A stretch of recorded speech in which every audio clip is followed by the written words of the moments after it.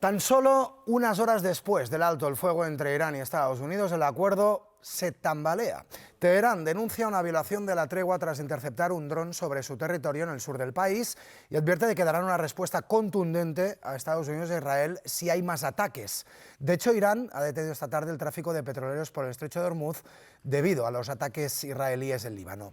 Y mientras Qatar denuncia nuevos ataques por parte de Irán. Sí, desde un primer momento el gobierno de Netanyahu ha dejado claro que esa tregua que sí iban a respetar en Irán no la iban a aplicar al Líbano. A lo largo del día han llevado a cabo las oleadas de ataques de bombardeos más importantes desde que abrieron ese frente, y esta tarde el ministro de Defensa israelí sigue elevando el tono. Ha dicho, por ejemplo, que el líder de Hezbollah será el siguiente en ser asesinado. Pero ojo, porque a través de los medios estatales Irán está amenazando con atacar a Israel si Israel no para de atacar al Líbano. Y para entender el porqué hay que tener en cuenta que esta noche, cuando se ha anunciado la tregua, Pakistán, que es el país que ha mediado, decía que la tregua se debía aplicar a Irán, pero también al Líbano. Por lo tanto, Teherán está subrayando que Israel está incumpliendo con parte de lo pactado. En todo caso, Netanyahu sigue atacando porque también necesita vender más victorias a su opinión pública. Hoy se está enfrentando a una tormenta de críticas internas, sobre todo por parte de la oposición, que está hablando de arrogancia, de fracaso, porque le está recordando que no ha cumplido en Irán ninguno de los grandes objetivos que prometió a la opinión pública israelí. Expareja de Ábalos, ex Miss Asturias y la testigo clave del día. Con Coldo voy nerviosa, tengo miedo que me intimide con la mirada. ¿Tienes ganas de ver a Ábalos? No. La UCO sospechaba que el exministro la enchufó en Logirrail, una empresa pública dependiente de transportes. Ella defiende que era apta para el puesto, que entró enviando su currículum y que si hubo irregularidades no se enteró. Yo no puedo reconocer algo porque ellos no me lo dijeron. En ningún momento José Luis Ábalos me dijo, oye, te he enchufado. Los que fueron sus directores gerentes en la compañía se desvinculan de una supuesta contratación arbitraria, si reconocen ausencias injustificadas de Claudia Montes en su puesto de trabajo. ¿Dejó de ir a trabajar a partir de un cierto momento y pasaron más de 8 días? Sí. Y niegan presiones de Koldo García, ex asesor de Ábalos, o de otras personas para ascenderla o subirle el sueldo. Nadie de Renfe, ni nadie de Adif, ni nadie, pero vamos, en ningún estamento de los órganos de gobierno de la sociedad se puso en contacto conmigo para darme instrucción alguna. La cuestión se ha colado en el juicio de las presuntas mordidas en contratos de mascarillas porque también atañe a Ábalos y Koldo. Presuntos enchufes a Claudia Montes y a Jessica Rodríguez, la siguiente supuesta novia del exministro, que este martes admitió haber cobrado de 2 empresas públicas sin ir a trabajar. Los responsables de una de ellas, Ineco, han respondido. Para Ineco, esta persona prestaba sus servicios. Fue una sorpresa su declaración.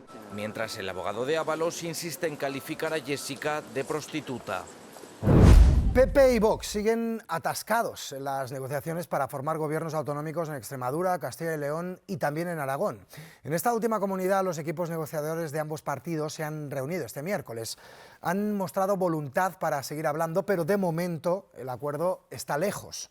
El PP asegura que tiene muchos puntos en común y el partido de Santiago Abascal cree que habrá más reuniones pronto.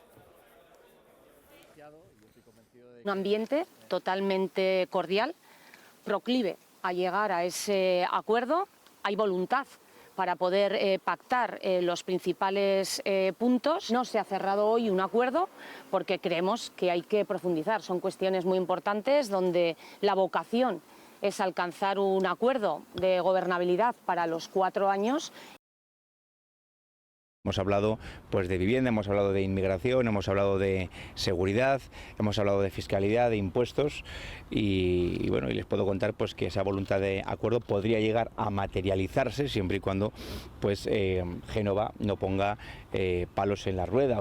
El último informe de la Guardia Civil confirma lo que ya había adelantado Radio Televisión Española. El 17 de enero, 22 horas antes del accidente, hubo una caída brusca de tensión en Adamuz, compatible con una rotura de carril. Pero esa caída fue de 0,5 voltios y solo se avisa a Adif si alcanza los 0,78.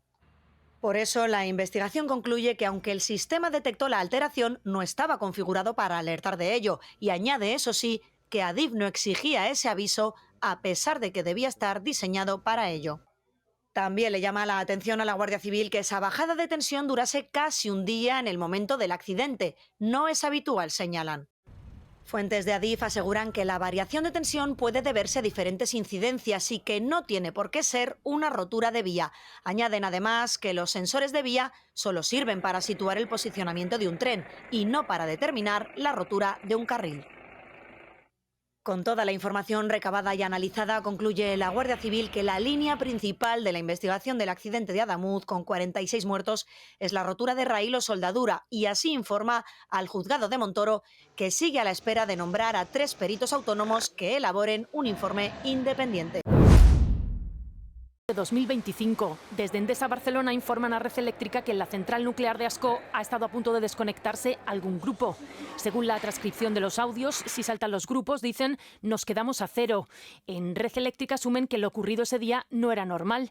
Ha sido una oscilación muy bestia. Hoy ha sido muy exagerado. E intentan tranquilizar a la compañía eléctrica apuntando que se analizará. Lo tendrán que escalar. Habrá reuniones, dicen, porque lo de hoy ha sido muy gordo. Se hará un informe o algo. A principios del mes de abril, el día 7, en otra llamada, vuelven a avisar de problemas de tensión. Los técnicos de Red Eléctrica apuntan a un exceso de fotovoltaica y a la falta de nuclear y gas como causa de los fallos de tensión. El problema es que había poca inercia, reconoce el operador. Y el 28 de abril, poco antes del apagón, llega a admitir que como cada vez hay más solar, habría que tener más grupos metidos, en referencia a las centrales térmicas que estabilizan el sistema. Los nuevos audios ponen el foco en la gestión de Red Eléctrica, que justo el día del apagón programó el menor número de grupos térmicos del año. Con ganancias patrimoniales superiores a los 300.000 euros anuales tendrán un tipo impositivo superior al del año pasado, sube del 28 al 30%.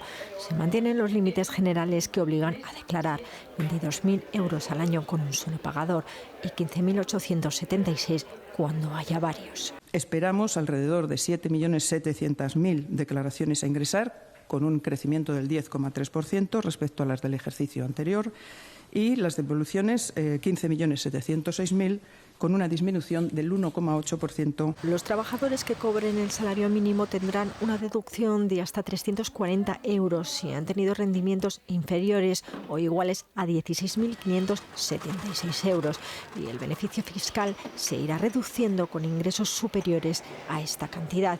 Este año, como novedad, las ayudas por la dana o los incendios no van a computar como ingresos a efectos fiscales.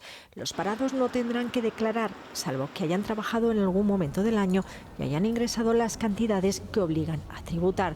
También están obligados a presentar la declaración los perceptores del ingreso mínimo vital, independientemente de la cuantía recibida, y los autónomos, con algunos cambios a la hora de declarar.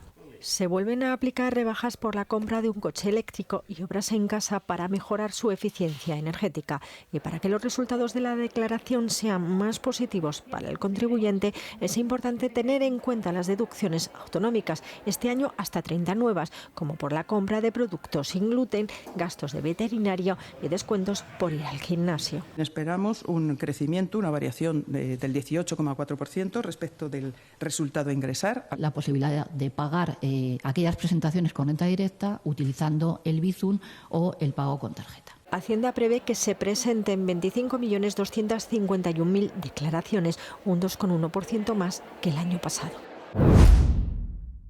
El guión previsto con éxito y pocos sobresaltos. Artemis ha dicho temporalmente claro adiós a la Luna.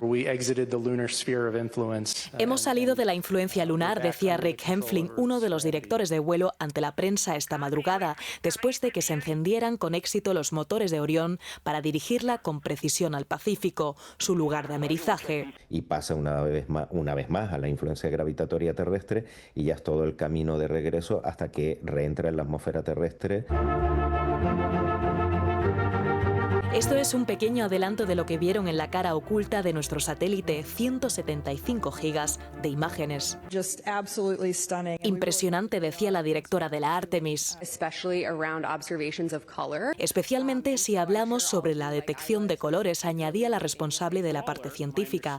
Han observado tonos verdes y marrones. Y se deben, ya digo, a la diferencia de determinados minerales en la composición según la zona de la Luna.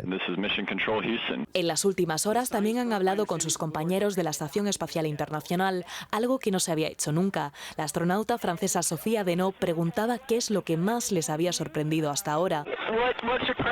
La respuesta del piloto Victor Glauber: todo. Aún quedan 3 días de misión, 3 días para explorar la vida en el espacio. Por cierto, así nos ven a nosotros, a la Tierra, nada más que un pequeño croissant.